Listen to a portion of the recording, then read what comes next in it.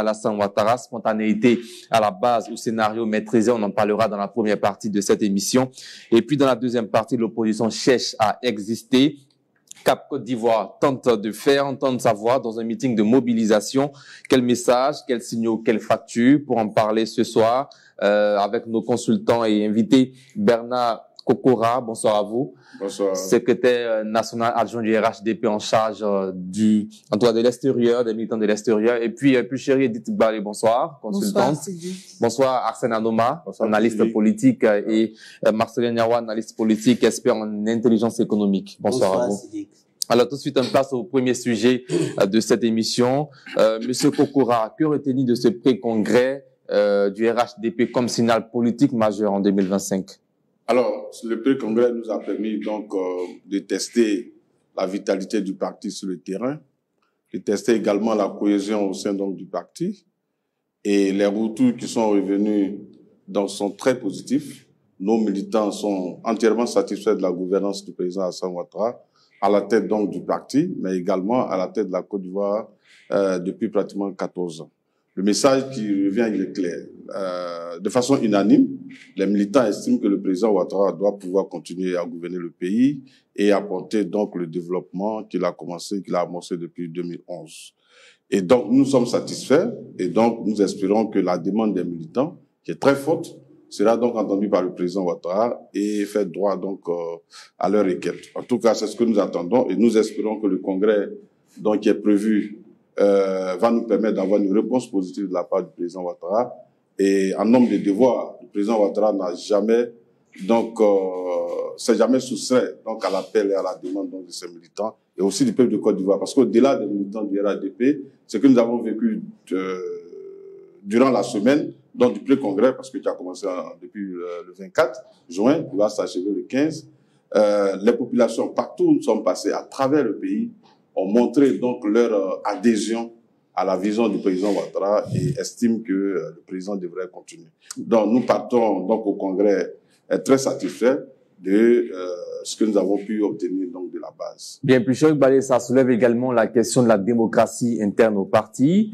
Quand on sait qu'à l'ordre du jour du congrès du RHDP, il y a la désignation du candidat, mais déjà les militants et les cadres appellent à la candidature d'Alassane Ouattara. Bon, nous pensons que c'est pas une surprise que les militants de la base demandent la candidature du président Ouattara et c'est tout à fait leur droit puisqu'il s'agit de leur parti. Ce que nous déplorons, c'est que le président Ouattara a lui-même parlé d'une demi-douzaine de cadres qui seraient aptes à diriger le parti et le pays. Malheureusement, il n'a jamais dévoilé l'identité de cette demi-douzaine et nous sommes à 4 mois des élections et comme on n'a pas présenté quelqu'un dans cette demi-douzaine, évidemment, les militants n'ont pas d'autre option que de se référer à lui. Cela dit, c'est pas ce qui est le plus important pour nous à 4 mois des élections. Ce qui est important pour nous, étant entendu que tous les partis sont libres de choisir le candidat qu'ils veulent.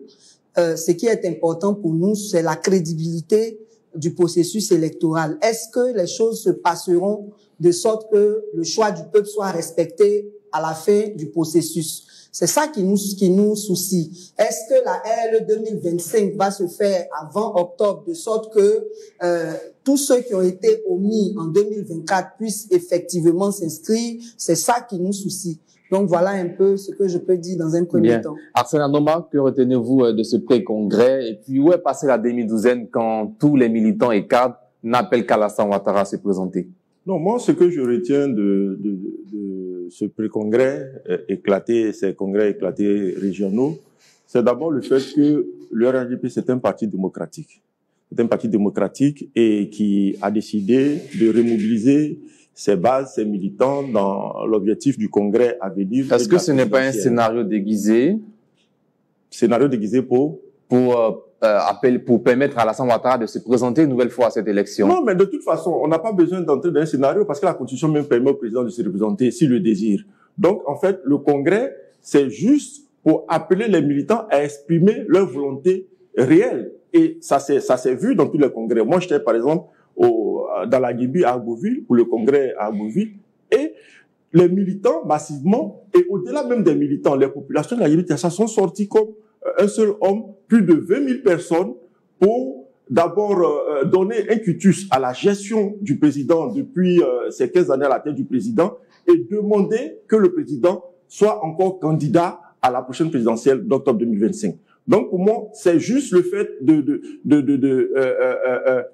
une symbiose entre les attentes des populations et la possibilité constitutionnelle qui est laissée au président de répondre à l'attente de ces populations-là s'il le désire. Bien. Donc pour moi, je suis satisfait de ces pré-congrès régionaux parce que c'est la vitalité démocratique du pays qui s'exprime et c'est aussi l'amour que les populations ont pour le président qu'ils souhaitent encore qu'il puisse continuer à la tête du pays. Merci Arsène Anoma. Marcelin Niawa, est-ce que vous voyez à travers cet appel des militants du RHDP un déficit d'alternatives crédibles au sein du parti? Complètement. Mais dès l'instant où j'entends parler du pré-congrès qui a pour mission de désigner le candidat du RHDP aux prochaines élections, la citation de Mahatma Gandhi... Non, le pré-congrès n'avait pas pour mission de désigner le candidat. Si, j'ai entendu, on m'a dit à Daloa, il désigne M. Alassane Ouattara comme leur candidat. Ce sont des appels lancés. Oui, ce sont des appels, mais c'est déjà, ça annonce quelque chose. Donc, laissez-moi finir. Bien, alors vous allez terminer rapidement, je reviens à vous tout à l'heure. Est-ce que c'était la mission du pré-congrès du RHDP? Rapidement, en 30 secondes. Non, d'abord... Quelle est la mission? L'objectif visé à travers les pré-congrès. D'abord, comme il a dit, la démocratie par le bas. Il faut, après 5 ans de gouvernance, il faut aller vers la base pour avoir des forces de proposition parce qu'il y aura une révision donc des tests. Il y a un comité scientifique qui a été mis en place et donc il faut prendre l'avis des cadres du parti à la base, les comités de base, le secrétariat de section, les secrétaires départementaux, secrétaires de zone et autres. Il faut prendre leur avis dans le fonctionnement du parti. La désignation du candidat n'est qu'un sujet parmi tant d'autres. Donc, il ne faut pas se focaliser sur la candidature. Merci. Allez-y, Marcel. Une fois que l'idée est validée, j'ai dit bien que je me suis rappelé quand même l'idée de Mahatma Gandhi qui disait que ma vie est un enseignement. En piétinant régulièrement, de façon permanente, les lois, quel enseignement M. Alassane Draman Ouattara veut-il donner? Je vous assure qu'aujourd'hui, Alassane Ouattara est illégalement à la tête du RHDP. Wow. Il avait été élu en 2019 pour 5 ans. Nous sommes en 2025. Plus d'un an après, Alassane Ouattara, il n'y a pas encore eu de congrès. Donc, il est là de façon illégale. Mieux, quand on prend les textes du RHDP, il est dit que le candidat du RHDP est désigné à l'occasion d'une convention. Ils vont à un congrès. Pourquoi n'appellent-ils pas une convention au lieu d'appeler une convention? Ça, là encore, c'est une façon de... Ils sont en train de piétiner leur texte.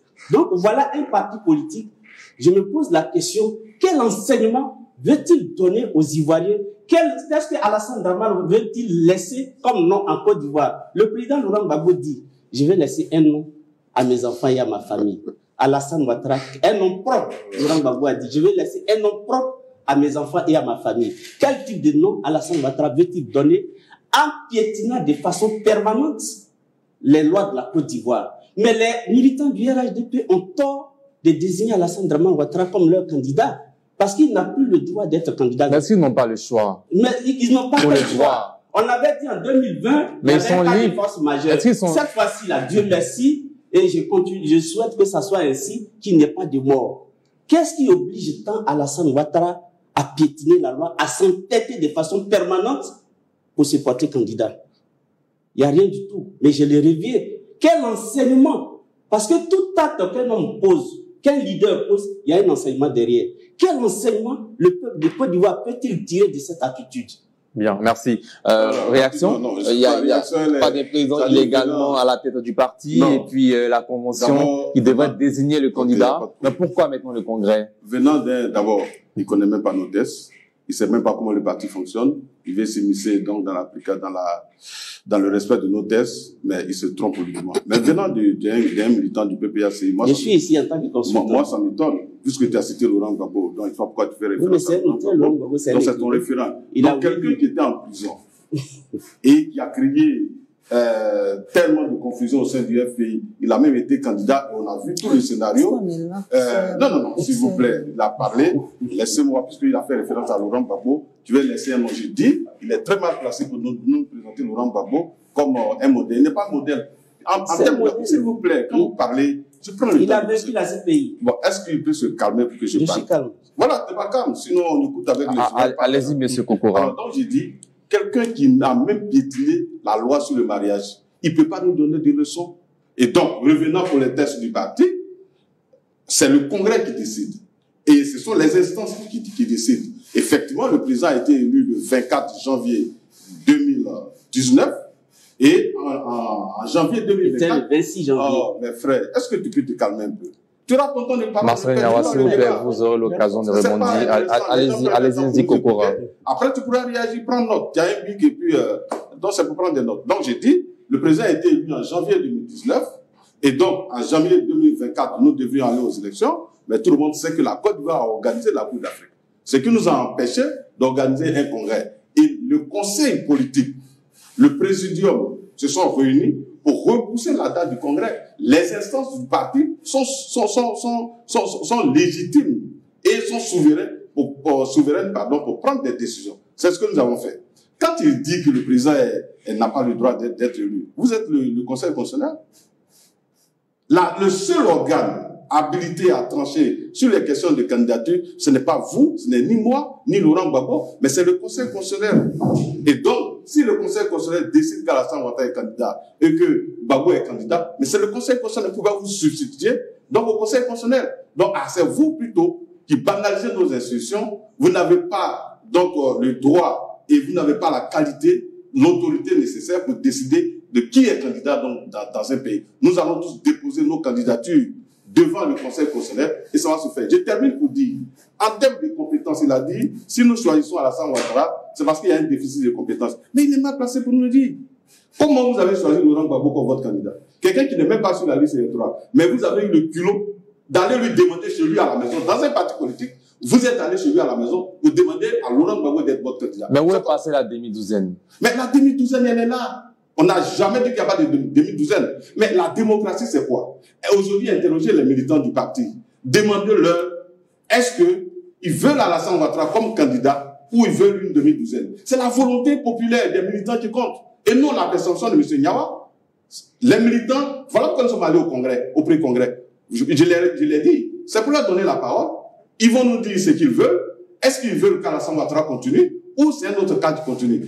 La volonté populaire des militants, c'est que ça soit Alassane Ouattara qui continue, comme le PPACI l'a fait, où des cadres se sont, au lieu d'aller même à un pré-congrès pour interroger les militants, ils se sont retrouvés chez lui à Mabaou, chez Nadi Bamba, et puis ils ont dit à Gbagbo d'être candidat, après il a accepté. Donc vous ne pouvez pas donner des leçons à RADP. Merci, Nzi Kokora.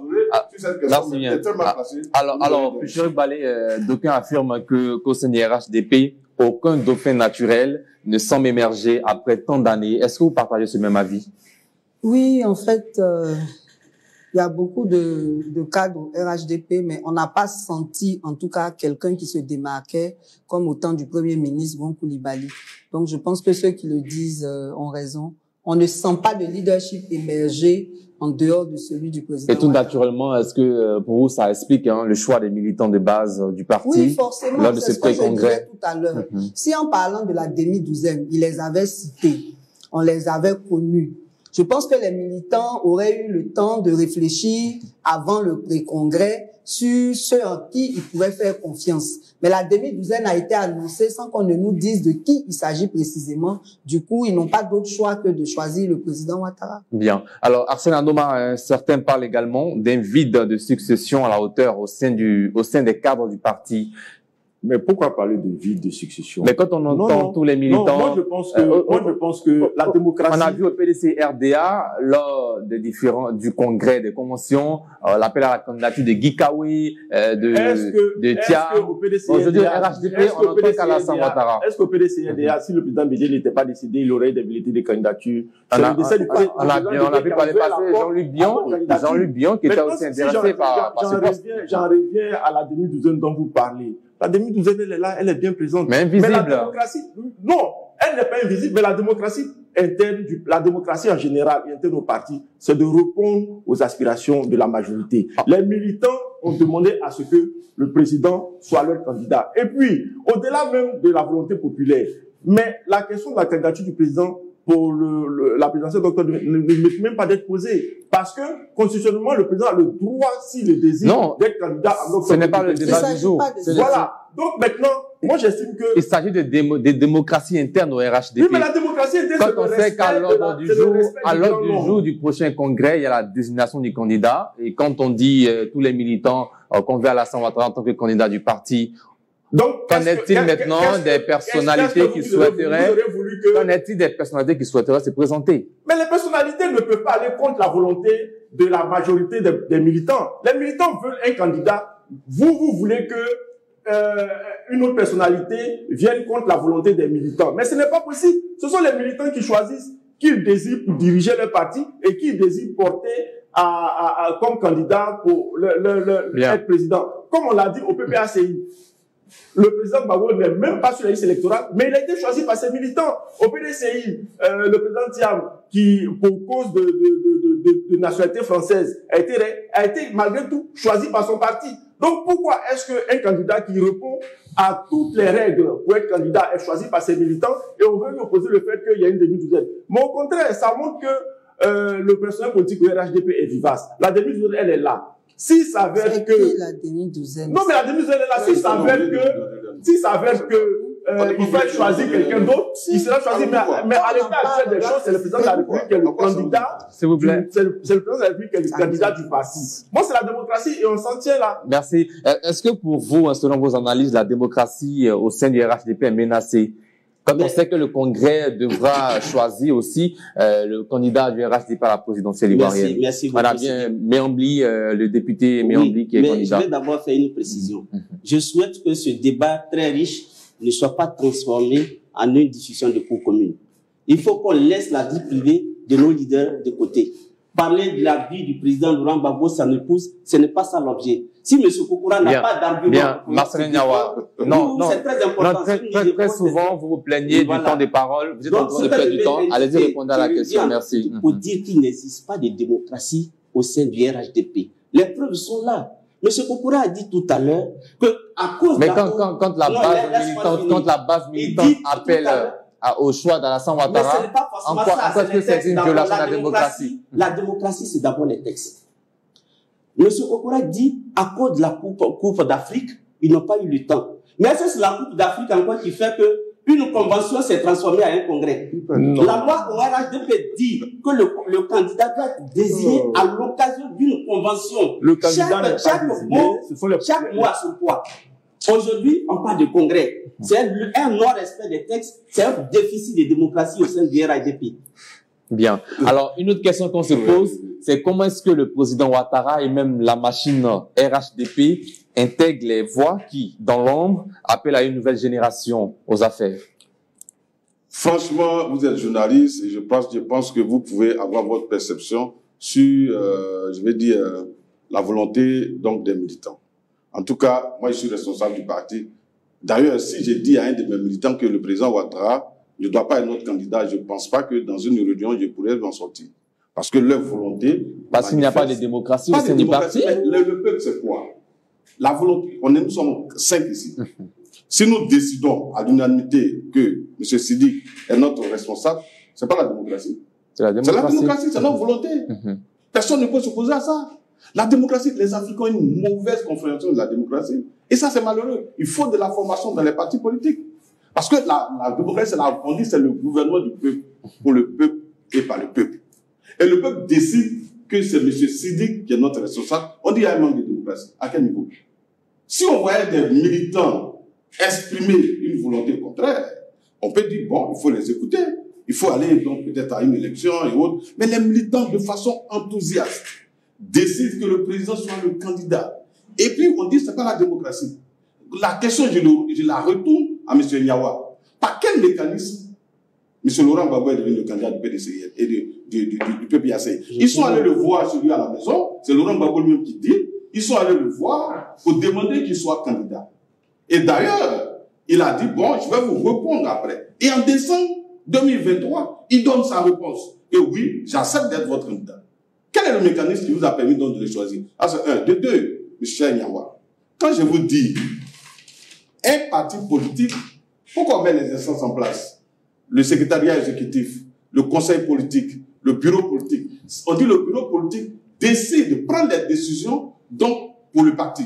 Si nous avons une contrainte, je prends un exemple, une pandémie qui arrive et qu'on ne peut pas organiser le congrès, est-ce que les tests ne permettent pas au président de continuer? Donc nous disons, en janvier, nous avons des événements, le conseil politique se réunit et décide de reporter donc la date du congrès. En quoi c'est illégal? Ça c'est un. De deux, vous ne savez rien du fonctionnement d'un parti politique. Les textes disent, le candidat du parti est désigné à la convention. Sauf que le congrès est l'organe supra, donc, et qui dépasse tous les autres organes. Donc, au congrès, on peut prendre une décision. Je vous prends l'exemple du PDC-IADA.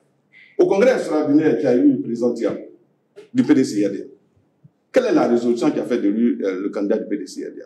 Alors que dans les tests le PDC est devenu une référence. Bon, est-ce que vous pouvez vous calmer pour qu'on puisse débattre comme des gens intelligents? Je vous donne un exemple. Est-ce que pour vous, le fait que le PDC-IADA est dans ces tests, que c'est la convention qui désigne le candidat, et qu'à un congrès extraordinaire, ils prennent une résolution pour dire notre candidat aux élections présidentielles, c'est le président du parti, Tidjane Thiam. En quoi ils ont violé les tests? Puisque le congrès est l'organe supérieur, décisionnel, qui peut prendre toutes les décisions.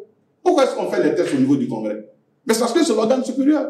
Et donc, nous allons au congrès, nous disons, nous prenons une décision. Si la volonté populaire des militants, c'est que le président soit candidat, mais nous prendrons une résolution du congrès qui va dire Alassane Ouattara est notre candidat. Maintenant, la convention va l'intériner. Merci. Donc, si vous n'avez pas...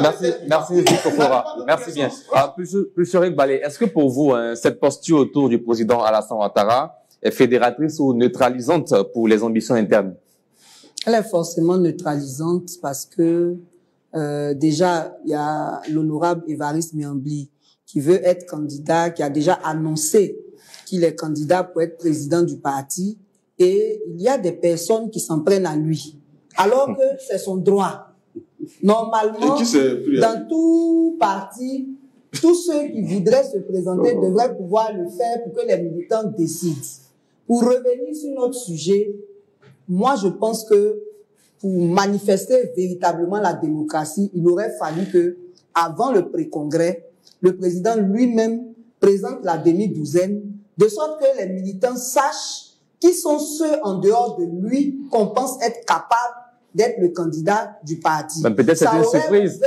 On a vu en 2019 avec Amadou Gon Coulibaly, qui avait été, en tout cas, bien protégé, et après, on découvre que c'est le candidat du parti. Oui, mais justement, on le disait tout à l'heure, dans le contexte où nous sommes, nous ne sentons pas de dauphin. On ne sent aucun dauphin au niveau du RHDP. Donc, du coup, les militants sont pratiquement obligés on n'est pas en train de parler. Vous n'avez pas la parole. Martin Nawa, s'il vous plaît, allez-y, pour Chéri Balé. Allez-y. Répondez à la question, allez-y. Donc, je disais que, pour moi, il n'y a pas eu d'ouverture. Il n'y a pas eu de disposition qui donne le choix, d'autres choix aux militants que de réclamer le président. Bien, merci. À la question d'Évariste Miambli, l'honorable Évariste Miambli, candidat déclaré à la présidence, candidat déclaré au CNRA-DP pour la présidentielle à venir. Moi, je pense que dire qu'il reçoit des menaces parce qu'il s'est déclaré, c'est une fuite en avant et puis chose. Au contraire, il faut féliciter le RHDP. Quand son sein, il y a des personnalités. Mais est-ce que vous estimez qu'il fera un bon candidat du RHDP à la présidentielle face au PPACI? Non, en tant que militant, Ce n'est pas à moi d'estimer. Déjà, même la volonté populaire des militants. Comment appréhendez-vous ce choix, donc? Pour moi, c'est un choix. Cette personnalité. Ça démontre que le RHDP est un parti démocratique où la liberté d'expression, la liberté de prétendre diriger le parti est vivace et réelle. C'est un militant et cadre du parti. S'il a décidé d'être candidat à la présidence du parti et être le candidat du parti à la présidentielle, c'est son choix. Et moi, ça me rassure que la démocratie est vivace et réelle au RHDP. Mais maintenant, le problème, si je peux dire le problème, c'est que les militants, dans leur écrasante majorité, ont décidé que la personnalité la plus crédible, la plus à même de les représenter, c'est leur champion actuel. Maintenant, dire que M. Miambli reçoit des menaces, pour moi, ce sont des fausses affirmations qui ne reposent sur rien. C'est-à-dire qu'après le conseil, on n'a pas de Maintenant, pour moi, Allez-y rapidement. J'en reviens au fait de dire que la candidature du président inhibe une question de succession. Non, ça n'a pas sa raison d'être. Le président est le choix des militants, mais ça n'empêche pas que le personnel politique au sein du RHDP est Merci. Marcelin Niawa, est-ce que pour vous, pour terminer, le RHDP joue face à l'incertitude des années à venir? Mais complètement, mais avant de vous en choisissant à l'Assemblée. Je rappelle que vous avez que 30 secondes pour terminer. 30 secondes, mais je veux dire que, contrairement à ce que M. Anouma Kokora dit, c'est parce que le PPACI, c'est pas au domicile de Laurent Gbagbo que ses camarades l'ont trouvé. Le président Laurent Gbagbo a dit, à plusieurs réunions, mes camarades m'ont interpellé, ils m'ont demandé d'être candidat à plusieurs réunions. Voilà, ça c'est maintenant ce que vous venez de dire. Le RHDP, je ne suis pas sûr que le RHDP puisse suivre après Alassane Dramane Ouattara. Parce que là où ce sont des incantations. Non, ce ne sont pas des incantations. La preuve, nous sommes sur ce plateau, les militants du RHDP, au lieu de chercher à convaincre, ils ne cherchent pas à vaincre à travers des... Oui, faites des démonstrations qui montrent bien que la démocratie existe à l'intérieur. Merci bien, monsieur Marcelin Niawa. Merci, chers téléspectateurs. Nous allons marquer une courte pause et dire merci à Arsène Anoma et puis Chérif Baye, nos deux consultants qui vont se retirer. Puis nous allons faire place à la deuxième partie de cette émission. C'est dans un instant. Rendez-vous demain pour un entretien exclusif avec Vincent Toby Irié, ancien préfet d'Abidjan, candidat déclaré à la présidentielle. C'est une interview à ne pas rater, surtout demain 19h50. Bonsoir.